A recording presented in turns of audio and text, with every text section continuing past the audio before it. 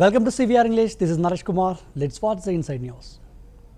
Reacting to the Mayor Firhad Hakim's remarks on protesting teachers, BJP leader Dilip Ghosh criticized the West Bengal government, stating ever since 26,000 teachers lost their jobs. They have been protesting for their rights. Among them, 18,000 had secured their jobs through examinations without any corruption. Their jobs must be reinstated. To cover this up, they are now attacking the honest ones, defaming them, abusing them, lathi charging them and filing false cases against them. How can a government do this? The government's end is near and that's why it is pending. जब से जो 26,000 teachers का नौकरी दिया है तब से वो आंदोलन कर रहे हैं अपने हक के लिए। उसमें 18,000 जो परीक्षा के माध्यम से बिना भ्रष्टाचार के जिनको नौकरी मिली थी उनका नौकरी तो वापस होनी चाहिए और कोर्ट के बताना चाहिए, रिव्यू देना चाहिए। लेकिन टीएमसी के नेता लोग कितना पैसा उठाया, बाकी 8,000 लोगों को उछेड़ दिया। 800 करोड़ कम से कम पैसा उठाए, तो उसको बचाने के लिए इनको पानी में फेंक दिया। लड़ाई कर रहे हैं, उनको बदनाम किया जा रहा है, उनको गाली दिया जा रहा है, उनको ऊपर लाठी चार्ज किया है, उनके ऊपर अनअवेलेबल केसेस डाला जा रहा है। ये एक सरकार कैसे कर सकती है ऐसा? सरकार का अंतिम समय आ रहा है, इसलिए मोटिव ग्राउंड हो गया। जब से जो 26,000 टीचर्स का Ahmedabad, Gujarat, a summer camp for children of police personnel was launched at the Sahib Bagh police lines.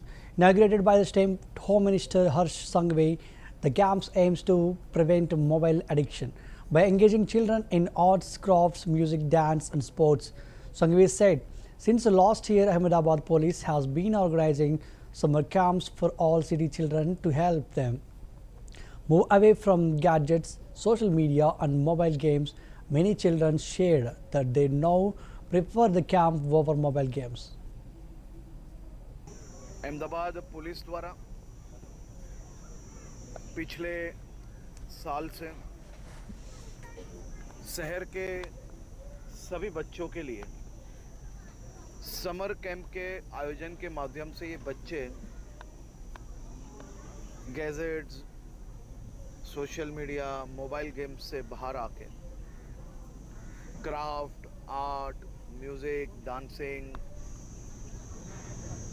उसके साथ साथ कई खेलों में जिसमें उनकी दिलचस्पी हो, ये कैंप के माध्यम ये बच्चों को उसमें ट्रेनिंग दी जाती है।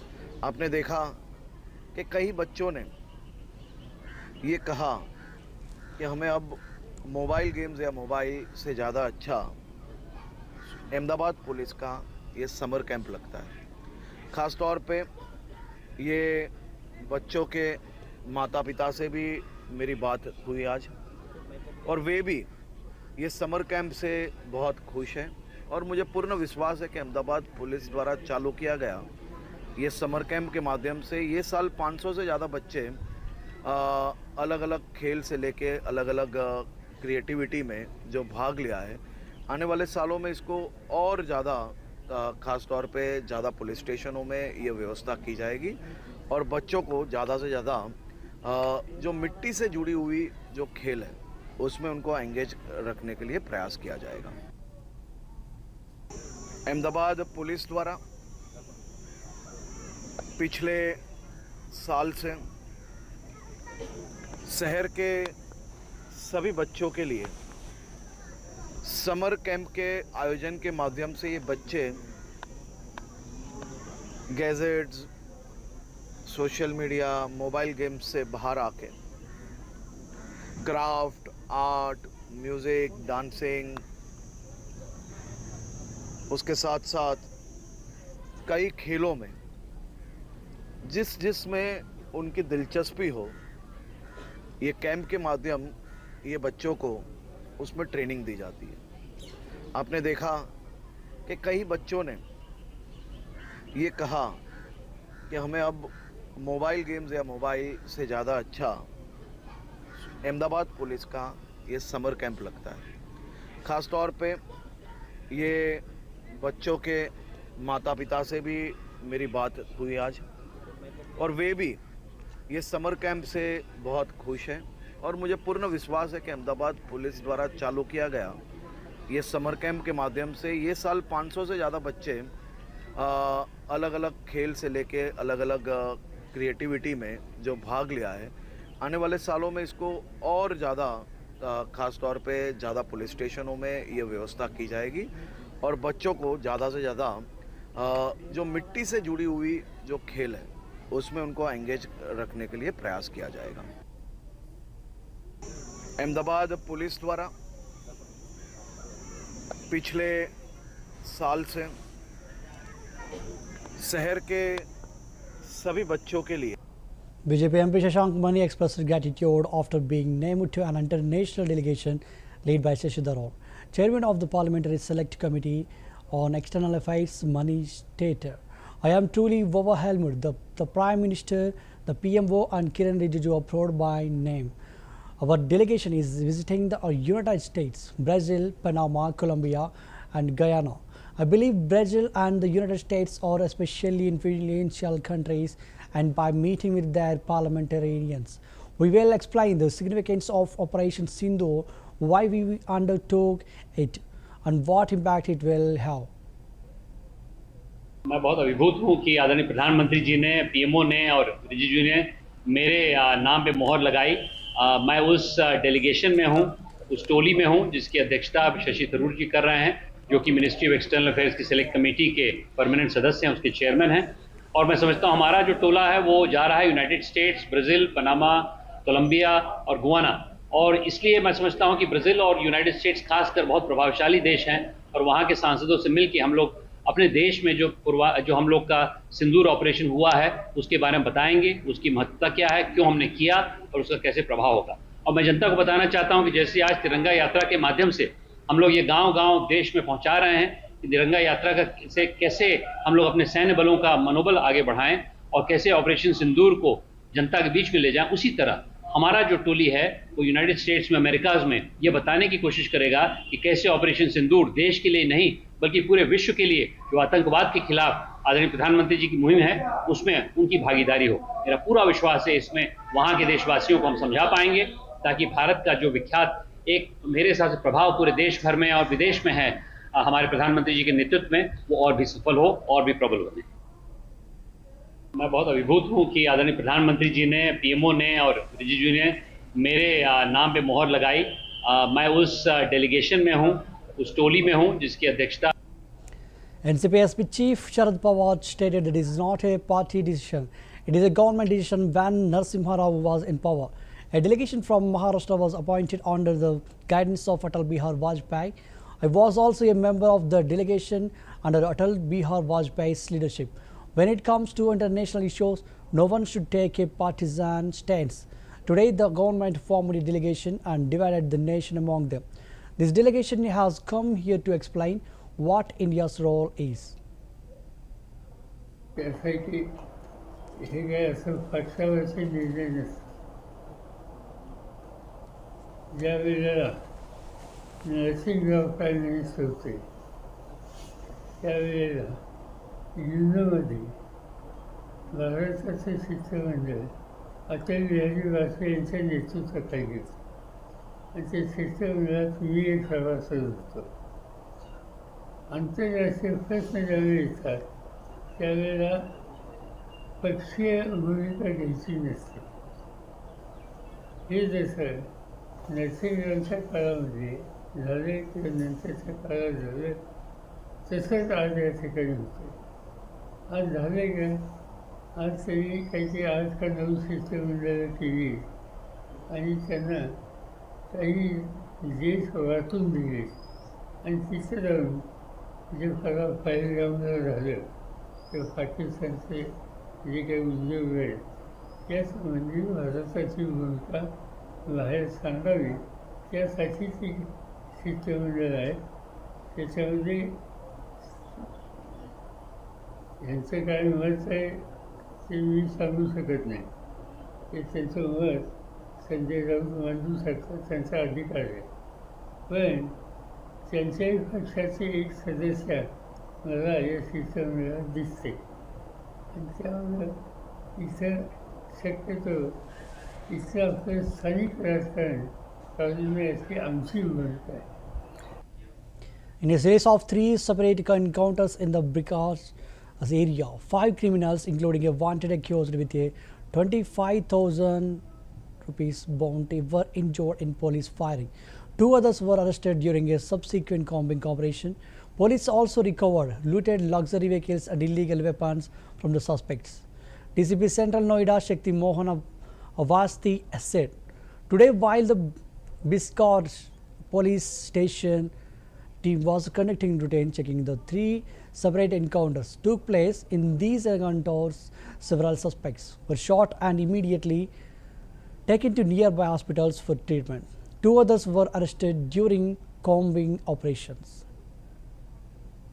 आज दिनांक 18 मई 2025 को जब थाना बिसक पुलिस टीम द्वारा नियमित रूप से चेकिंग की जा रही थी तो 3 अलग अलग जगह पर मुठभेड़ हुई। इन 3 मुठभेड़ में कुछ 5 लोगों की गोली लगी, जिन्हें तुरंत ही पास वाले अस्पताल में उपचार के लिए भेजा गया। 2 अन्य लोग कॉम्बिंग के दौरान गिरफ्तार हुए। जब इसमें आगे तफ्तीश की गई तो मालूम चला कि यह 7 लोग एक गैंग का हिस्सा है जो भोले भाले लोगों से कार लूटने का प्रयास करते हैं। कुछ समय पहले इन गैंग मेंबरों में से 3 गैंग मेंबरों ने थाना बिसरक क्षेत्र में एक कार लूटी थी और वह कार पुलिस को मुठभेड़ के उपरांत बरामद हुई। जो दूसरी कार बरामद हुई वह भी इन्होंने कुछ समय पहले गुड़गांव से लूटी हुई थी। इनमें से 5 लोगों का पूर्व का लंबा चौड़ा आपराधिक इतिहास में मिला है और इनमें से 2 के खिलाफ कुछ समय से थाना बिसरक में 25,000 का इनाम भी चल रहा है। इनके पास से कुल 3 गाड़ियां बरामद हुई हैं। सभी को न्यायिक हिरासत भेजा जा रहा है। अन्य विधिक कार्रवाई प्रचलित है। आज दिनांक 18 मई 2025 को जब थाना बिसक पुलिस टीम द्वारा नियमित रूप से check Congress leader Sachin Pilot is speaking on the upcoming visits of 7 all-party delegations to key partner countries, including members of Union Security Council, emphasized the unity shown by the Congress party in matters of national interest. It's important to note that the Congress party has not lagged behind in this entire matter. In fact, I take pride in recalling how on December 11, when there was an attack on Parliament, Atal Bihar Vajpayee ji was the Prime Minister and Sonia Gandhi ji was the leader of the opposition, Pilot said. मुझे लगता है कि इस पूरे प्रकरण में Congress party कहीं पीछे नहीं रही। मैं तो कहता हूँ, मुझे फक्र है कि जिस प्रकार सोनिया गांधी जी ने 13 दिसंबर में जब पार्लियामेंट में अटैक हुआ था, वाजपेयी जी प्रधानमंत्री थे, सोनिया गांधी जी नेता प्रतिपक्ष थे, उन्होंने खड़े होकर सदन में कहा था कि वाजपेयी जी मेरी आपकी पार्टी अलग अलग है, लेकिन आज भारत की लोकतांत्रिक मंदिर पर आज आक्रमण हुआ है। इसका बदला लेने के लिए आप जो भी करेंगे मैं आपके साथ, मेरी पार्टी आपके साथ। उसी परंपरा को आगे बढ़ाते हुए इस बार जब पहलगाम में आतंकी हमला हुआ, उस वक्त खड़गे जी राहुल जी ने कहा, दोनों नेता प्रतिपक्ष, उन्होंने कहा हमारी पार्टी आपके साथ है। सरकार को समर्थन, पूरा समर्थन कांग्रेस पार्टी ने दिया और आज भी हम कहते हैं आतंकवाद से कोई समझौता नहीं है। देश हित से, राष्ट्र सुरक्षा से, हमारी अखंडता से कोई खिलवाड़ करेगा तो उसको मजा चखाना और उसको दांत खट्टे करना, ये हम सब जानते हैं। इसमें कोई आगे पीछे नहीं है, लेकिन जो सवाल है उनका जवाब देना सत्ताधारी दल का जिम्मेदारी बनी। मुझे लगता है कि इस पूरे प्रकरण में कांग्रेस पार्टी कहीं पीछे नहीं रही। मैं तो कहता हूँ, मुझे फक्र है कि जिस प्रकार सोनिया गांधी जी ने 13 दिसंबर में जब पार्लियामेंट में अटैक हुआ था, वाजपेयी जी प्रधानमंत्री थे, सोनिया गांधी जी नेता प्रतिपक्ष थे।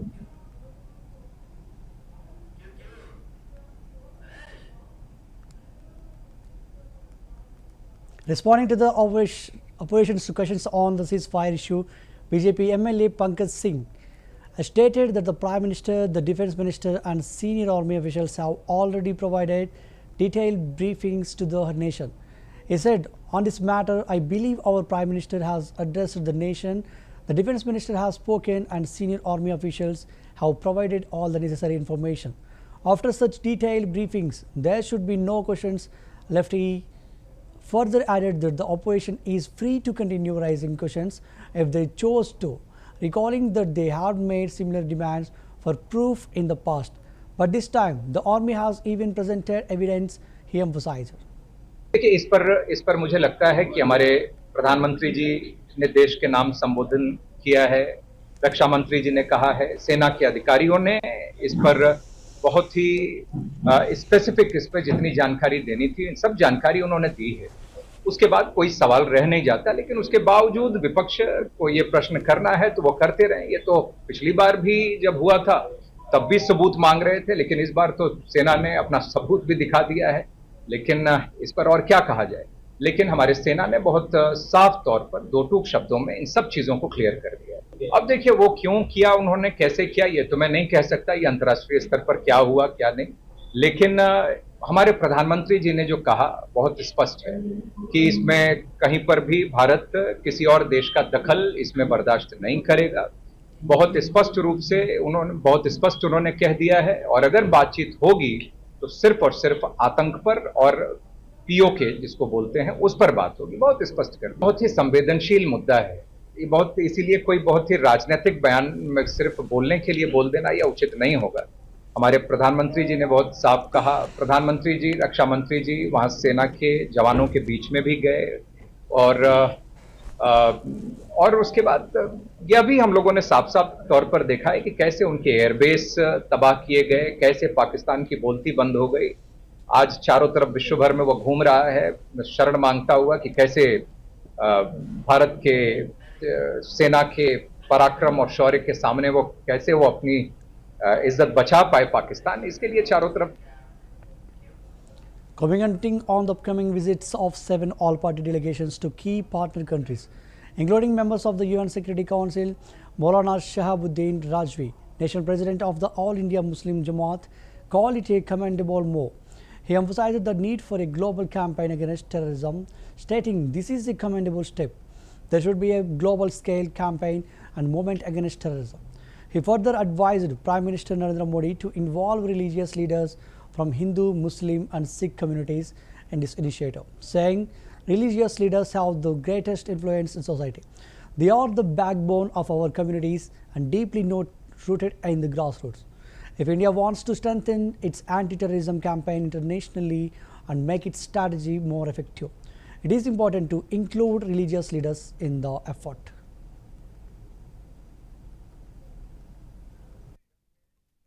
जिस तरीके से ऑपरेशन सिंदूर अंजाम दिया गया वो अपने आप में बेहतरीन और कामयाबी की बात है।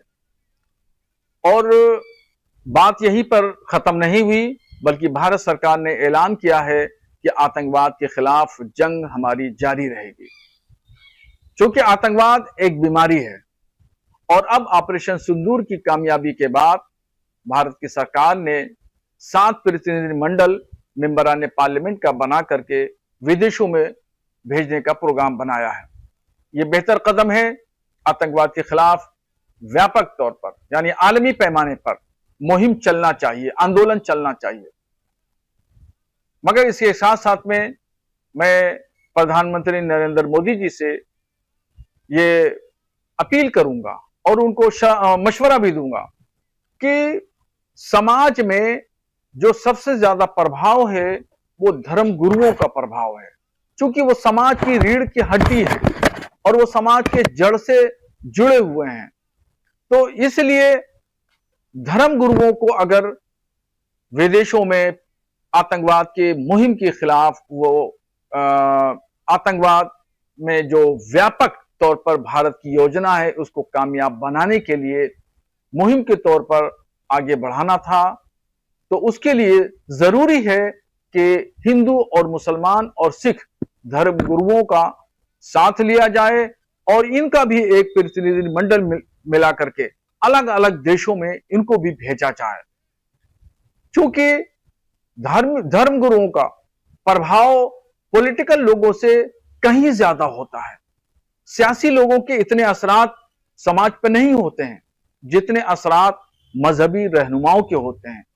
इसलिए आतंकवाद के खिलाफ मुहिम आलमी पैमाने पर भारत को चलाना होगी और इस मुहिम को चलाने के लिए जरूरी है कि मजहबी रहनुमाओं की खिदमत भी हासिल की जाए। भारत और पाकिस्तान की जंग में जिस तरीके से ऑपरेशन सिंदूर अंजाम दिया गया वो अपने आप में बेहतरीन और कामयाबी की बात है। और बात यहीं पर खत्म नहीं हुई, बल्कि भारत सरकार ने ऐलान किया है कि आतंकवाद के खिलाफ जंग हमारी जारी रहेगी, क्योंकि आतंकवाद एक बीमारी है। और अब ऑपरेशन सिंदूर की कामयाबी के बाद भारत की सरकार ने 7 प्रतिनिधिमंडल मेंबरान पार्लियामेंट का बना करके विदेशों में भेजने का प्रोग्राम बनाया है। यह बेहतर कदम है। आतंकवाद के खिलाफ व्यापक तौर पर यानी आलमी पैमाने पर मुहिम चलना चाहिए, आंदोलन चलना चाहिए। मगर इसके साथ साथ में मैं प्रधानमंत्री नरेंद्र मोदी जी से ये BJP leader Lokit Chatterjee launched a scathing attack on the Mamata Banerjee's lead West Bengal government, alleging severe police brutality against 26,000 unemployed individuals who had lost their jobs. She said 26,000 unemployed people who lost their jobs have been brutally beaten by the police, some have even lost their eyesight. The police did not spare even the woman. Chatterjee further claimed that same police personnel who assaulted the protesters later went to hospitals under the guise of offering medical aid. She accused the Chief Minister of not only unleashing violence on young job seekers but also robbing them of employment opportunities. 26,000 আমাদের যারা চাকরি হারানো রয়েছেন তাদের চাকরিও গেছে, তারা পুলিশের হাতে মারও খেয়েছে এবং কারুর দেখেছেন চোখের দৃষ্টি প্রায় চলে যাওয়ার মতো অবস্থা চলে গেছে। মহিলাদের উপর তারা মারতে ছাড়েনি, আবার সেই পুলিশ নিজেরা গেছে, আপনারা দেখেছেন হসপিটালে নিজেরা মেডিকেল করাতে গেছেন যে তাদের নাকি মেরেছে। আপনারা টিভিতে দেখতে পেয়েছেন লাঠি হাতে যেভাবে 26,000 যুবক যুবতীর গায়ে হাত দিয়েছে, চাকরিও কেড়ে নিয়েছে মমতা বন্দ্যোপাধ্যায় এবং তাদেরকে গায়েও হাত দিয়েছে এবং যারা আজকে তাদের থেকে টাকা নিয়েছে সেই সব নেতাদের এখন খুঁজে পাচ্ছে না। কেন মমতা বন্দ্যোপাধ্যায় এখনো পর্যন্ত যারা ঘুষ নিয়ে চাকরি দিয়েছিল তাদের নাম কেন প্রকাশ্যে আনছে না? আমরা চাই যে সকল চাকরি হারারা যারা রয়েছে যেখানেই যারা টাকা যাক না কেন তাদের যখন সব চলে গেছে আমার মনে হয় তারা নামগুলো প্রকাশ করুক এবং মমতা বন্দ্যোপাধ্যায় যদি কিছু না করতে পারে আমাদের সাধারণ মানুষরা তাদের বাড়ি ঘেরাও করুক এবং তাদের বাড়ি থেকে যে টাকা তারা ঘুষ নিয়েছে সেইগুলোকে উদ্ধার করুক। মানে এটাতে জোরজার মুলুকতার, এইভাবে মানুষের কণ্ঠ রোধ করা যাবে না। আজকে পুলিশরা এরকম করছে। The ongoing investigation into the Pakistani spies apprehended in Haryana has uncovered possible connections to Norman Eli, who remains in police remand until May 20. Authorities are currently analyzing the call details record and suspect that a broader espionage network may be operating behind the scenes. DSP headquarters Satish Vats stated, according to the police report, the verification of passports and other details is already underway. Officials have indicated that further action will be taken based on the findings of the ongoing investigation.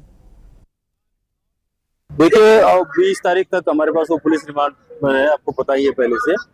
तो investigation चल रही है उसके, जैसे जो passport उससे recover हुए थे उनकी वेरिफिकेशन कर रहे हैं, जो अकाउंट वगैरह मिले थे उनकी वेरिफिकेशन कर रहे हैं कि वो आगे कहाँ से किसने उनको इंस्ट्रक्ट किया कि इनके खाते में पैसे डालें। तो ये चीज़ें अभी चल रही है। 20 तारीख तक ज़्यादा कुछ नहीं बता पाएंगे, तो जो इन्वेस्टिगेशन में आया फिर लास्ट में आपको ब्रीफ। देखो किराना लेके गए थे, 6 पासपोर्ट मिले, 3 उनके घर के खुद के हैं, फादर का, मदर का और इसका खुद का, 3 अदर्स के हैं। उसके लिए टीमें भेजी हुई है, वो कैसे इसके पास आए, कौन लोग हैं वो, तो वो वेरिफिकेशन चल। देखिए That's the wrap up of the Inside News. Keep watching CBR English News.